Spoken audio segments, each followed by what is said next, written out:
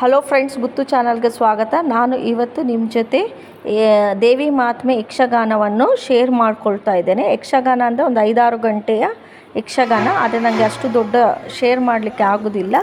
ಹಾಗಾಗಿ ನಾನು ಅದರಲ್ಲಿರುವ ಇಂಪಾರ್ಟೆಂಟ್ ಕ್ಲಿಪ್ಸನ್ನು ನಿಮ್ಮ ಜೊತೆಗೆ ಶೇರ್ ಮಾಡ್ಕೊಳ್ತಾ ಇದ್ದೇನೆ. ಇದು ನಮ್ಮ ತಾತನ ಮನೆ, ತಾತನ ಹಿರಿಯರ ಮನೆ. ಇದು ಸುತ್ತಮುತ್ತಲು ಮನೆ.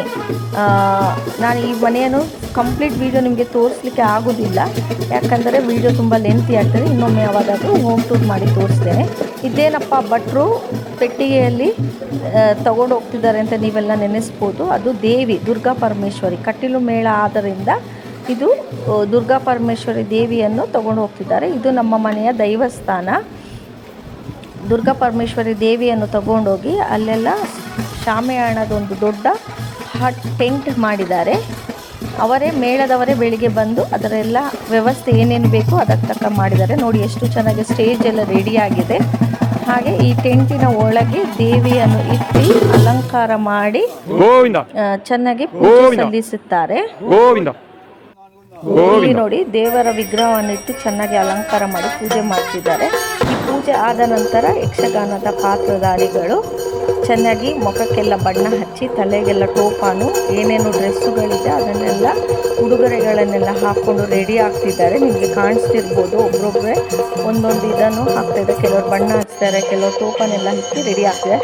ಇದು ನೋಡಿ ಸಿಟಿಗಳಲ್ಲಾದರೆ ಗ್ರೌಂಡುಗಳಲ್ಲೆಲ್ಲ ಯಕ್ಷಗಾನ ಮಾಡ್ತಾರೆ. ಹಳ್ಳಿಗಳಲ್ಲಾದರೆ ಗದ್ದೆಗಳಲ್ಲಿ ಈ ಥರ ಎಲ್ಲ ಟೆಂಟು ಮತ್ತು ಸ್ಟೇಜ್ ಸೆಟ್ಟಿಂಗ್ ಎಲ್ಲ ಮಾಡಿ ಯಕ್ಷಗಾನ ಮಾಡುತ್ತಾರೆ.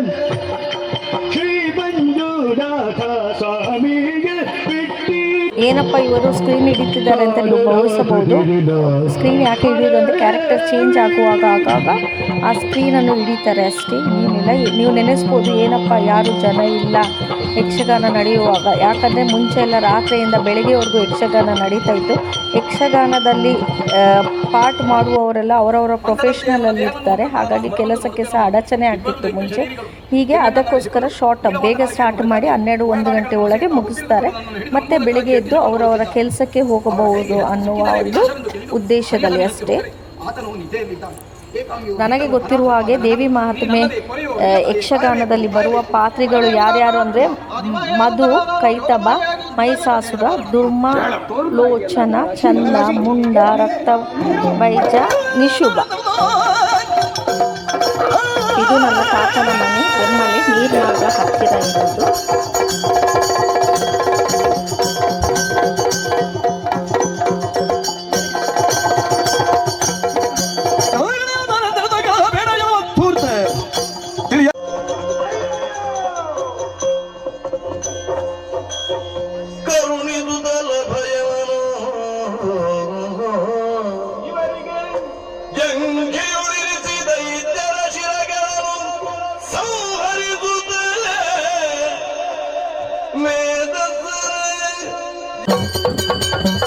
ನೋಡಿ, ಇಲ್ಲಿ ದೇವಿಯ ಎಂಟ್ರಿ ಆಗಿದೆ. ಉಯ್ಯಾಲೆಯಲ್ಲಿ ಕೂತಿದ್ದಾರೆ ದೇವಿ.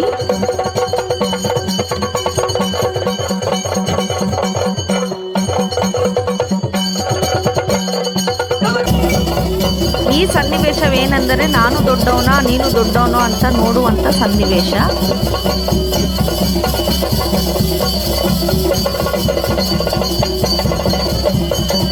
ಯಕ್ಷಗಾನ ಕುಣಿಯುವುದು ನೀವು ನೋಡಿದಷ್ಟು ಸುಲಭವಲ್ಲ, ತುಂಬ ಟಫ್ ಆದ ಜಾಬ್. ಯಾಕಂದರೆ ತುಂಬ ನಿಮಗೆ ಹೆವಿ ಇರ್ತದೆ ಡ್ರೆಸ್ಸಸ್ ಎಲ್ಲ.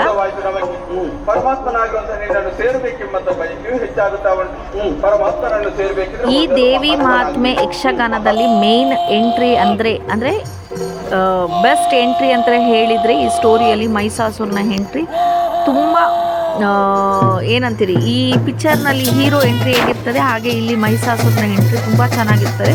ಈ ಮಹಿಷಾಸುರನ ಎಂಟ್ರಿ ನೋಡಲಿಕ್ಕೆ ಜನರು ಕಾತುರದಿಂದ ಕಾಯ್ತಿರ್ತಾರೆ. ತುಂಬ ಚೆಂದ, ಅದೊಂಥರ ಇದೇ ಬೇರೆ. ಪಿಕ್ಚರ್ನಲ್ಲಿ ಹೀರೋ ಬಂದಾಗೆ ದೇವಿ ಮಹಾತ್ಮೆ ಯಕ್ಷಗಾನದಲ್ಲಿ ಮಹಿಷಾಸುರ ಬರುವ ಎಂಟ್ರಿ ತುಂಬ ಚೆಂದ ನೋಡಲಿಕ್ಕೆ.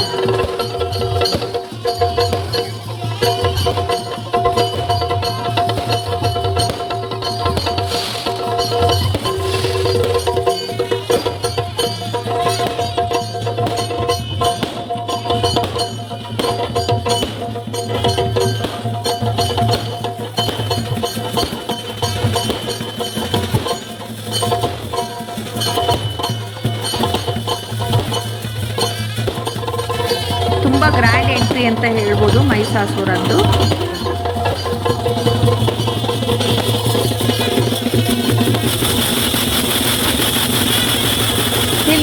ಕಟೀಲು ಮೇಳ ಅಂದರೆ ಖಾಲಿ ಕಟೀಲಿಂದ ಮಾತ್ರ ಮೇಳ ಇರುವುದಿಲ್ಲ, ಪಾವಂಜೆಯಿಂದ ಸಹ ಪಾವಂಜೆ ಮೇಳ ಅಂತ ಇರ್ತದೆ, ಧರ್ಮಸ್ಥಳದಿಂದ ಧರ್ಮಸ್ಥಳ ಮೇಳ ಅಂತ ಇರ್ತದೆ.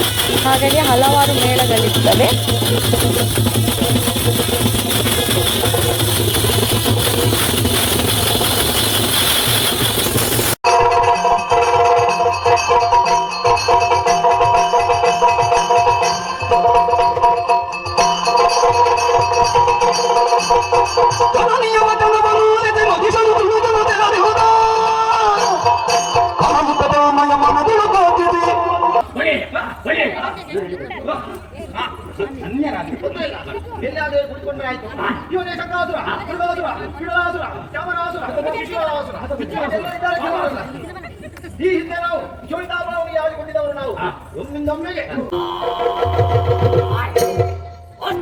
ಇಲ್ಲಿ ಮಹಿಷಾಸುರಗೂ ಮತ್ತು ದೇವಿಗೂ ವಾದ ವಿವಾದವಾಗ್ತದೆ ಮತ್ತು ಚರ್ಚೆಯಾಗಿ ಕತ್ತಿಯಲ್ಲಿ ಯುದ್ಧ ಮಾಡಲಿಕ್ಕೆ ಶುರು ಮಾಡಿ ಮಹಿಷಾಸುರವನ್ನು ಕೊಲ್ಲುವಂಥ ಸಿಚುವೇಶನ್ ಸಹ ಬರ್ತದೆ.